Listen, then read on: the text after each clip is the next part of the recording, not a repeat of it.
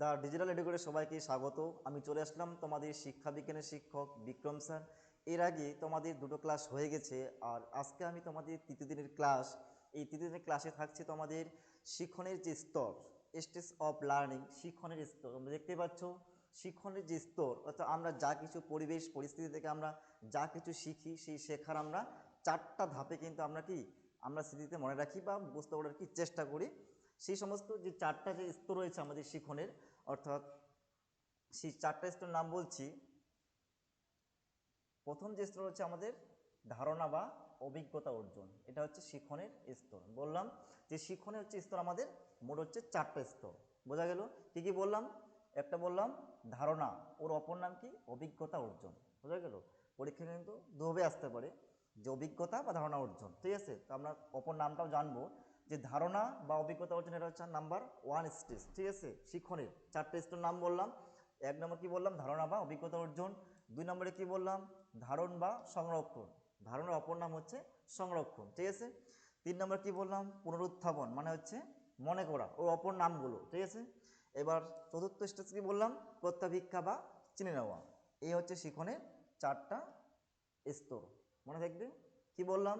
শিক্ষণের চারটে স্তরের নাম হচ্ছে ধারণা বা অভিজ্ঞতা অর্জন, দুই নম্বর হচ্ছে ধারণ বা সংরক্ষণ, তৃতীয় নম্বর স্টেজ হচ্ছে পুনরুত্থাপন বা মনে করা, এবং চতুর্থ হচ্ছে প্রত্যাভিক্ষা বা চিনে নেওয়া।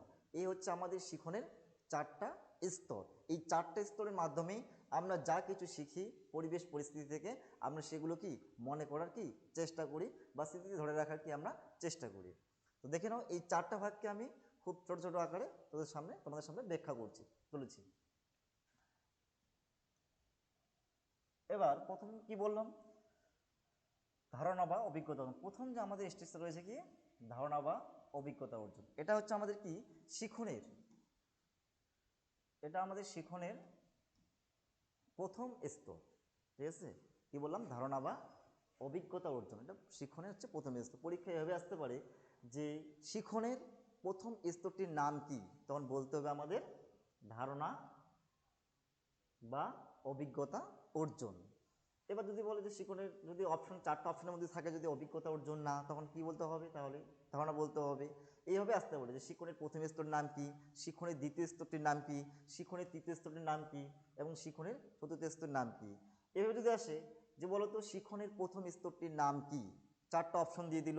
এক নম্বর দিল ধারণা বা অভিজ্ঞতা অর্জন, ধারণ বা সংরক্ষণ, পুনরুদ্রেক বা মনে করা, আর এক প্রত্যাভিক্ষা মানে চিনে নেওয়া, বা নান অফ দিস, কোনোটি না। তখন কোনটা বলতে হবে?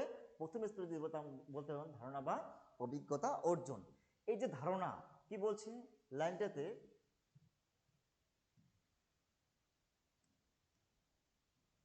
বলছে শিক্ষণের প্রথম স্তর হচ্ছে অভিজ্ঞতা অর্জন। শিক্ষণের যে প্রথম স্তরটি হচ্ছে আমাদের অভিজ্ঞতা অর্জন। এটি আবার স্মৃতির প্রথম স্তর, যেখানে শিক্ষার্থী শেখে। ধরা যাক একজন শিক্ষার্থী এটি কবিতা বা মুখস্থ করেছে, এটি হলো শিক্ষণের অর্থাৎ অভিজ্ঞতা স্তর। একজন শিক্ষার্থী, টাইপিং মিস্টেক আছে, একটি কবিতা মুখস্থ করেছে, এটি হলো শিক্ষণের অর্থাৎ অভিজ্ঞতার প্রথম স্তর। মানে আমরা প্রথম যে অভিজ্ঞতারা একটা কবিতা মুখস্থ করলাম, সেটাকে আমরা কিভাবে আমরা পুনরায় মনে রাখার চেষ্টা করছি। এই যে প্রথম যে কবিতাটা পড়লাম, সেটাকে আমরা করলাম, আমার স্মৃতির মধ্যে ধরে রাখলাম, বা সেখান থেকে পেলাম? বিভিন্ন রকম অভিজ্ঞতা বা জ্ঞান অর্জন করলাম। ঠিক আছে, অভিজ্ঞতা, সেই পড়াটা পড়ে করলাম, সেই জ্ঞান বা অভিজ্ঞতা আমি অর্জন করলাম। ঠিক আছে, এটা হচ্ছে শিক্ষণের মানে শেখার প্রথম স্টেজ, যেটা বলছে ধারণা বা অভিজ্ঞতা অর্জন। এবার চলে আসলাম দ্বিতীয় পার্টে। দ্বিতীয়তে আমাদের শিক্ষণ স্তরটা রয়েছে, সেটা হচ্ছে ধারণ বা সংরক্ষণ। দ্বিতীয় মানে যেই বলছে সংরক্ষণ বা ধারণ হলো এমন এক প্রক্রিয়া যার দ্বারা সেই শিক্ষণজাত নানা প্রকারের বিষয় বা অভিজ্ঞতা দীর্ঘস্থায়ী স্মৃতিতে পরিবর্তিত হয়। বাস্তবে মানুষ শিক্ষণ প্রচেষ্টার দ্বারা, মানে শেখার প্রচেষ্টার দ্বারা করে অভিজ্ঞতা অর্জন করে নির্দিষ্ট সময়ের ব্যবধানে তার অনেক অংশই স্মৃতি থেকে বিলুপ্ত হয়ে যায়। তবু কিছু অংশ স্মৃতিতে থেকে যায়, যে বিশেষ প্রক্রিয়ার মাধ্যমে এই অর্জিত অভিজ্ঞতা ব্যক্তির মধ্যে সংরক্ষিত হয়, মনোবিজ্ঞানের ভাষা তাকে আমরা সংরক্ষণ বা ধারণ বলে থাকি। মানে যে অভিজ্ঞতা প্রথমে কি করলাম, একটা কবিতা আমি কি করলাম, মুখস্থ করলাম, তারপর কি করলাম, সেখান থেকে যা অভিজ্ঞতা পেলাম সেটাকে কি করলাম, আমার যে স্মৃতি ছিল সেই স্মৃতির মধ্যে কি আমি সেটাকে কি ধরে রাখলাম বা ধারণ বা সংরক্ষণ। যেমন মা আমাদের কি গর্ভে ধারণ করে, সেটা কি করলাম, ধারণ বা সংরক্ষণ। মানে কি যেটা আমি শিখলাম বা যে অভিজ্ঞতা বা জ্ঞানটা আমি পেলাম সেটা কি করলাম, আমার মধ্যে কি করলাম, ধারণ করে রাখলাম বা অভিজ্ঞতাটা কি সংরক্ষণ করে রাখলাম। ঠিক আছে, এটা হচ্ছে শিখনের দ্বিতীয় স্টেজটা। ঠিক আছে, এবার তৃতীয় স্টেজ কি দেখে নাও, পুনরুত্থাপন বা মনে করা। এটা হচ্ছে শিখনের তৃতীয় স্তর, পুনরুত্থাপন বা মনে করা। ঠিক আছে, অথবা হচ্ছে মনে করা। এই অথবা নামগুলো কিন্তু মনে রাখতে হবে আমাদের, যে শিক্ষণের তৃতীয় স্তরের নাম কি, পুনরুত্থাপন বা মনে করা। আমরা পুনরুত্থাপন অপর নাম হচ্ছে মনে করা। তো এখানে কি বলছে, স্মৃতি বা স্মরণক্রিয়ার তৃতীয় স্তর হচ্ছে পুনরুদ্রেক। কারণ যে বিষয়টি বা যেসব অভিজ্ঞতা সংরক্ষণ করা হয় তা যদি ঠিক সময়ে ঠিক জায়গায় এবং সঠিকভাবে পুনরুদ্রেক না করা যায় তাহলে স্মৃতির কাজটি কি সম্পূর্ণ হবে না। বলছে আমরা যে অভিজ্ঞতাটা আমরা অর্জন করলাম সেটাকে আমরা সংরক্ষণ করে রাখলাম, এবার যদি সেটাকে চর্চা না করি বা সঠিক জায়গায় কি প্রয়োগ না করি, সেটা কি হবে, এই যে আমাদের কি স্মৃতির যে কাজটি কি সম্পূর্ণ হবে না। এক কথায় সংরক্ষণের ভাণ্ডার থেকে এই শিক্ষণলব্ধ যে অভিজ্ঞতাকে সক্রিয় চেতন মনে সঠিকভাবে পুনরুত্থাপিত করার যে প্রক্রিয়াকে পুনরুদ্রেক বলা হচ্ছে। অর্থাৎ যেই পড়াটা আমি শিখলাম, প্রথমে কি করলাম, জ্ঞান বা অভিজ্ঞতা অর্জন করলাম, তারপর কি রাখলাম, সেই অভিজ্ঞতা কি করলাম আমার মধ্যে কি সংরক্ষণ করে রাখলাম। সংরক্ষণ করার পর কি করছি, সেটাকে আবার অনেক দিন পর কি হচ্ছে, আমি যদি চর্চা না করি নাকি, আমি কি করলাম, সেটাকে কি মনে করার কি চেষ্টা করছি। ঠিক আছে, প্রথমে কি করলাম, যে কোনো একটা পড়া থেকে কী করলাম, বিষয়বস্তু অর্জন করলাম, সেটাকে কি করলাম, ধারণা বা অভিজ্ঞতা অর্জন করলাম। অর্জন করার পর কি করলাম, আমি সেটাকে আমার মধ্যে কি করলাম, ধারণ বা সংরক্ষণ করে রাখলাম। এবার ধারণ সংরক্ষণ করার পর তৃতীয় যে কাজটা কি হলো, আমাকে কি করতে হবে, মনে করতে হবে। ঠিক আছে, পুনরুত্থাপন মানে কি মনে করা। ঠিক আছে, আর চতুর্থ স্তর বলছি, এবার চলে আসলাম আমরা প্রত্যাভিজ্ঞা বা চিনে নেওয়া। এটা হচ্ছে শিখনের চতুর্থ স্তর। প্রত্যাভিজ্ঞা এর অপর নাম হচ্ছে চিনে নেওয়া। এটা হচ্ছে শিখনের চতুর্থ স্তর। ঠিক আছে, কি বলছে দেখে নাও, যে পূর্বার্জিত অভিজ্ঞতা যখন তার প্রতিরূপের সাহায্যে পুনরুত্থিত হয় তখন তাকে প্রত্যাভিজ্ঞা বলা হয়েছে। এবার যে অভিজ্ঞতা আমার মধ্যে কি মনে করার চেষ্টা করছি, আর যখনই আমার মনে করা হয়ে গেল সেই জিনিসটা, তখন আমি কি নিলাম, চিনে নিলাম। বলছে প্রত্যাভিজ্ঞা হলো একটি পরিচিতির বোধ, যা না থাকলে স্মরণক্রিয়া কি সকল স্মরণক্রিয়া বা স্মৃতি বলা যায় না। প্রত্যাভিজ্ঞা কথাটির প্রকৃত অর্থ হচ্ছে চিনে নেওয়া। ঠিক আছে, পূর্বে প্রত্যক্ষ করা অভিজ্ঞতা বা জ্ঞানকে বর্তমানে সেই চিনে নেওয়ার যে প্রক্রিয়াকে প্রত্যাভিজ্ঞা বলা হয়েছে। অর্থাৎ যখনই আমরা কি সেই জিনিসটাকে কি পুনরুত্থাপন করছি, মানে কি মনে করার চেষ্টা করছি, আর যখনই আমরা মনে করা হয়ে গেল তখন আমি কি করলাম, সেই বস্তুর সম্পর্কে কি আমি তাকে চিনে নিলাম।